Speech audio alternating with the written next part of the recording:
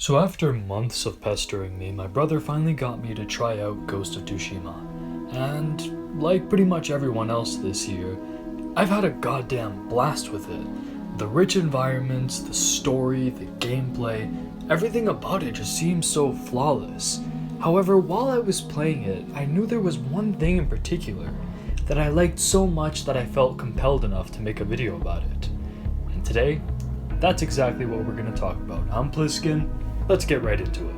Now, the last game I played that I would routinely just stop, look around, and be like, fucking wow, to the point where my girlfriend would get annoyed at me, would be Far Cry 4.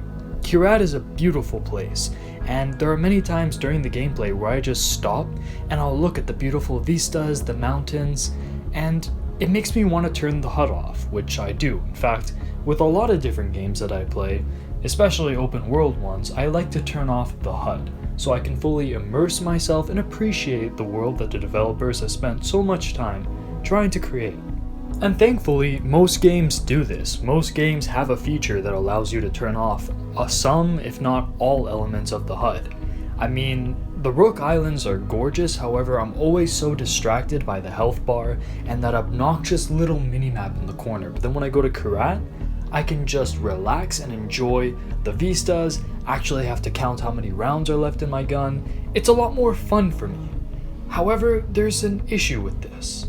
Whether I'm venturing through Kyrat or spending time in Skyrim, I find myself having to stop a lot whenever I pick up an objective, side quest, or just want to find a certain area. I have to stop the gameplay, open a pause menu, and see the map to figure out where I'm going. And in games like Skyrim, I recognize the map a little more just because I've been playing that shit since I was like 12. But Far Cry 4, whereas I know some areas of the map, I still have to open it a lot to be like, okay, how do I get from the arena to this mission? How do I do this? Where do I go for this? And as much as I love the fact that I can play without a HUD, I have to admit there are situations in which it's hampering, hence why it's there. So for a while I thought that was just how it was gonna be. You know, like, there's just gonna be niche players like me that turn off the HUD. However, for the most part, HUDs are necessary, and those intrusive elements like minimaps, health bars, and other little bonuses have to be there, otherwise you're playing at a disadvantage. I had submitted myself to what I thought was a reality. But then, my brother really pushed me to play Ghost of Tsushima. He had me play it on the hardest difficulty, I think it's called lethal or something like that, where it's like 1 or 2 shots from an enemy can kill you, and me and my brother are kind of masochists that way, so we enjoyed it. And I started getting really into the combat the way it kind of reminded me of Halo, in the sense that different weapons work different ways, there's no wasted space, there's no item or tool that really feels redundant or that it shouldn't be there, and I was really liking it. Like, this is just a solid game from the ground up. And of course, this being an open world game that I wanted to really try and immerse myself into, I turned off all the HUD elements, and as I was before with Far Cry 4 or Skyrim, I was like, wow, this game is gorgeous. This is drawing me right in. Like, there's all these details in the environment, ways that you can interact with everyone, and before I start talking too much about that interaction, this is the part where I want to talk about Ghost of Tsushima's most underappreciated feature.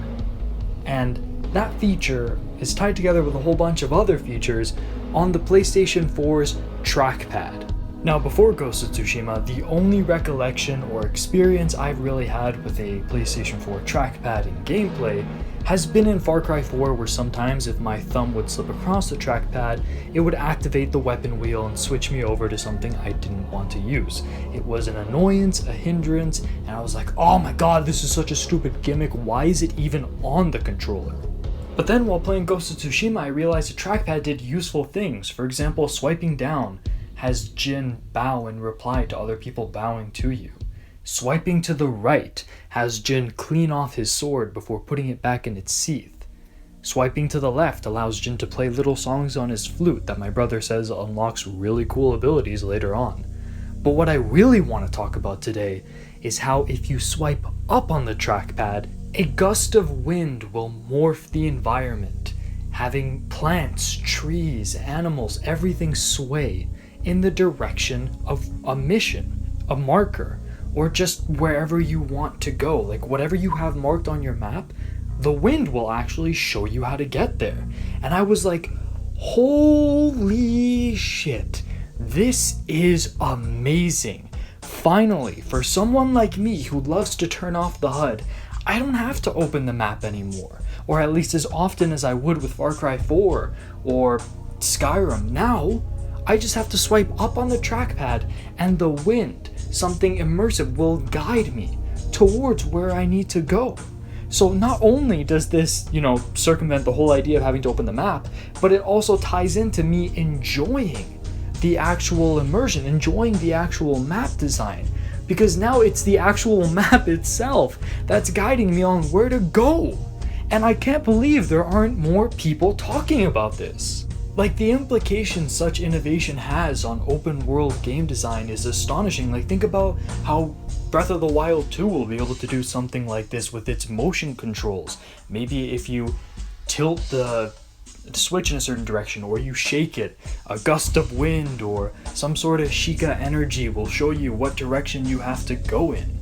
Or perhaps in the next Far Cry game, if you use the trackpad or whatever the equivalent is, wind or maybe a light on your gun or on your wrist will beep in the direction you need to go. Like, this opens so many doors for immersion, so many doors for level design that isn't, or not level design, but game design, navigation design that isn't as intrusive as the forms that we have all gotten used to. It's so crazy to think that such a little thing, swiping your finger up on the controller, could eliminate like all the annoying mini maps and dotted lines and blinking lights on a compass that have just, killed the sense of open world, because now you're just kind of going in one straight line from one area to another instead of, organically exploring. Like, this one little innovation solves that, and I hope that future game designers really take this into account when developing games in the future. Like, this is huge.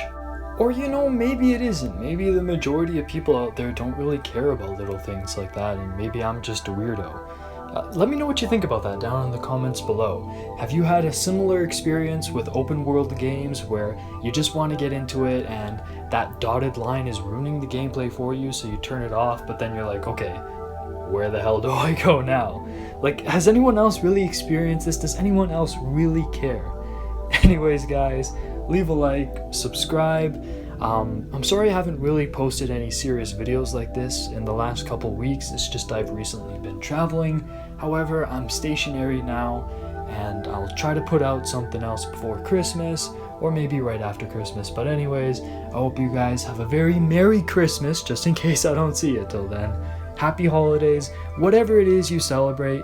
Get around as much family and loved ones as you can. I know with COVID and all that, it's difficult, but just enjoy the time you have with people you love, because ultimately that's what's going to keep you happy.